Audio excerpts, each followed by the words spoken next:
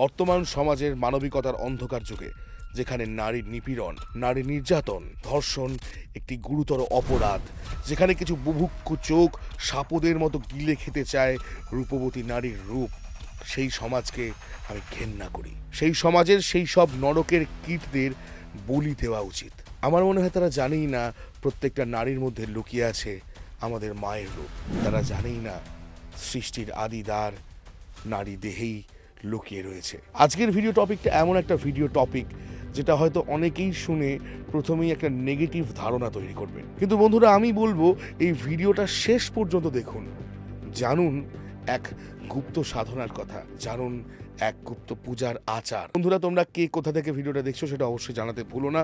আর যারা আমার সঙ্গে কথা বলতে চাও তারা আমাকে কল করে নাও 6289858577 এই নম্বরে। তোমাদের যাবতীয় দরকার, তোমাদের যে কোনো স্পিরিচুয়াল হেল্প, সবকিছুর জন্য আমি তোমাদের পাশে আছি বন্ধু। তাহলে শুরু করছি আজকের এপিসোড, যোনি পুজো বা যোনি সাধনার গুপ্ত আচার। বন্ধুরা আপনারা কি নারী দেহের বিশেষ অঙ্গ অর্থাৎ যোনি পুজোর কথা শুনেছেন?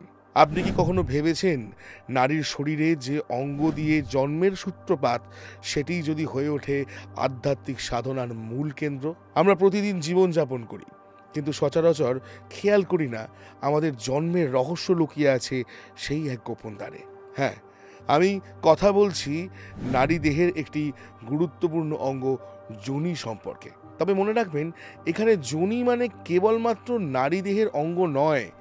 প্রাচীন তন্ত্রশাস্ত্রে যোনিকে দেখা হয় মহাবিশ্বের সৃষ্টির দ্বার হিসাবে, যেখান থেকে জীবন প্রবাহিত হয়। আর তাই যুগ যুগ ধরে সাধকেরা যোনিকে পুজো করে আসছেন, করেছেন ধ্যান, করেছেন নানা রহস্যময় আচার, যার নাম যোনি সাধনা বা যোনি সাধনা।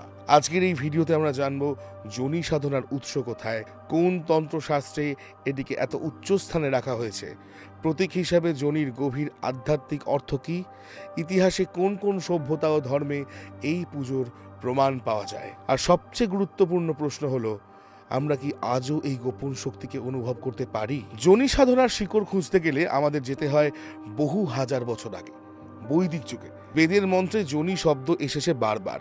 ঋগ্বেদে যোনিকে বলা হয়েছে জননী অর্থাৎ জন্মদাত্রী, যেখানে যোনিকে শুধু নারীর অঙ্গ নয় বরং সৃষ্টির আধার হিসেবে বর্ণনা করা হয়েছে। তবে বৈদিক যুগে যোনি সাধনা ছিল প্রতীকী ও দার্শনিক। পরে এসে তন্ত্রশাস্ত্র একে করে তুলল গূঢ় আচার। খ্রিস্টীয় 4th থেকে দ্বাদশ শতক পর্যন্ত ভারতবর্ষে তন্ত্রচর্চা ব্যাপকভাবে বিস্তার লাভ করে। তান্ত্রিকরা বিশ্বাস করতেন নারী শক্তির আসল রূপ, আর যোনি হলো সেই শক্তির প্রকৃত রূপ। তাই দেবীকে যোনি প্রতীকে পুজো করা শুরু হয়।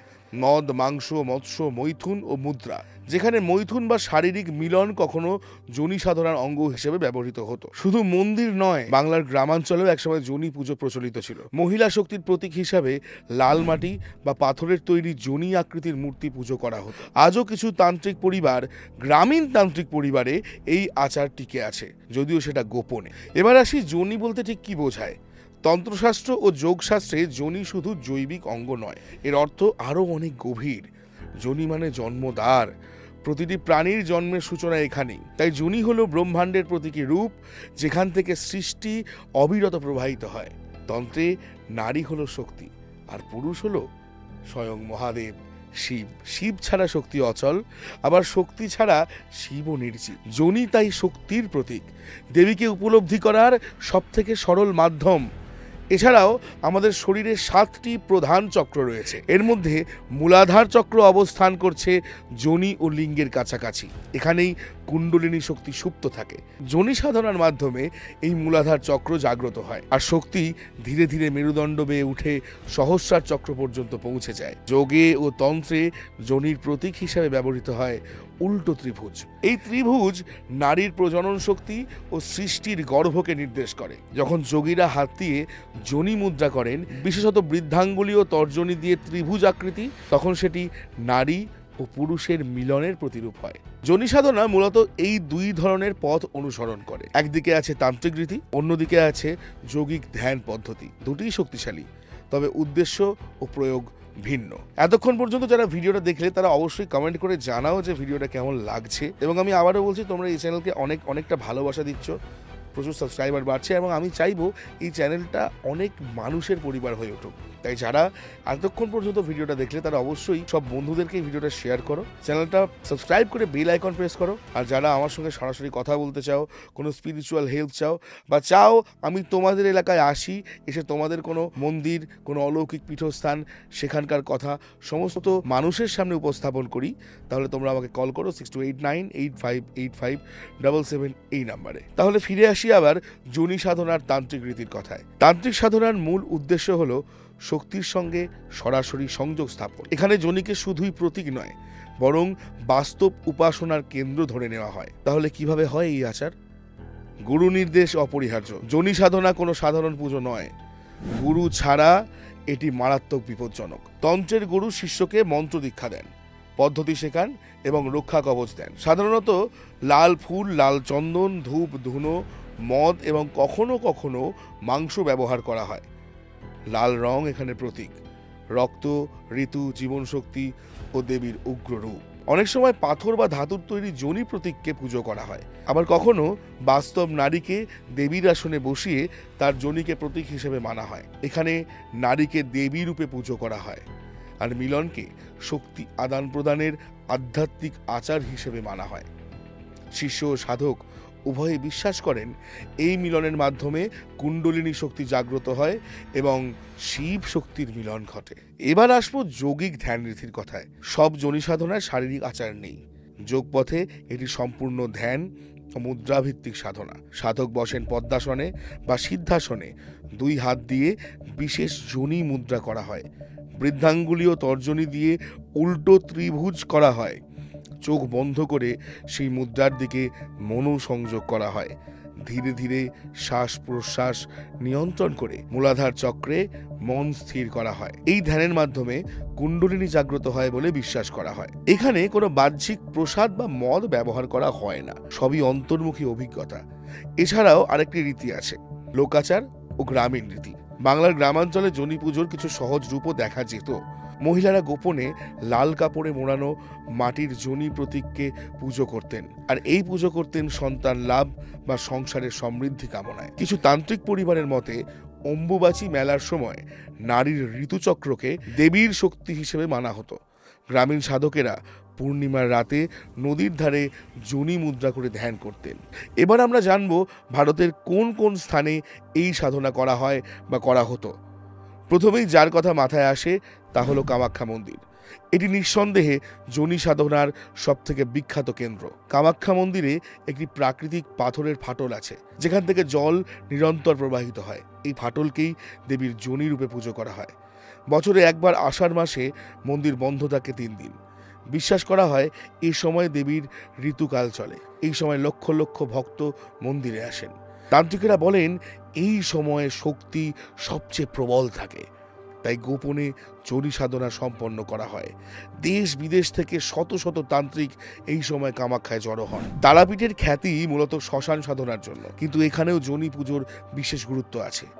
লাল ফুল, লাল চন্দন, মদ, মাংস এগুলো তারাপীঠের সাধনায় ব্যবহৃত হওয়া প্রধান উপকরণ।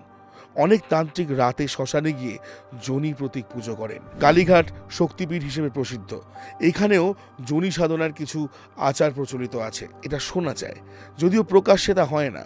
কিছু কিছু তান্ত্রিক গোষ্ঠী বিশেষ পূর্ণিমা বা অমাবস্যার রাতে গোপনে এই আচার সম্পন্ন করেন। অনেক সাধক দাবি করেন পূর্ণিমার রাতে যোনি মুদ্রা করে ধ্যান করলে তার চারপাশের পরিবেশে অদ্ভুতভাবে পরিবর্তন লক্ষ্য করা যায়। নদীর জল ঝলমল করতে শুরু করে, পাথর থেকেও এক অদ্ভুত জ্যোতি নির্গত হয়। অনেক সময় কানে কানে ফিসফিসানি বা দেবী শক্তির কণ্ঠ শোনা যায়। এই অভিজ্ঞতাগুলো সাধারণ মানুষের কাছে অবাস্তব মনে হলেও তান্ত্রিকরা এগুলোকে শক্তির বাস্তব প্রকাশ বলে মনে করেন। এছাড়াও কথিত আছে একজন প্রখ্যাত তান্ত্রিক তার শিষ্যদের বলেছিলেন, আমি প্রথম যোনি সাধনা শুরু করেছিলাম 30 বছর আগে। গুরু আমাকে শ্মশানে নিয়ে এসেছিলেন।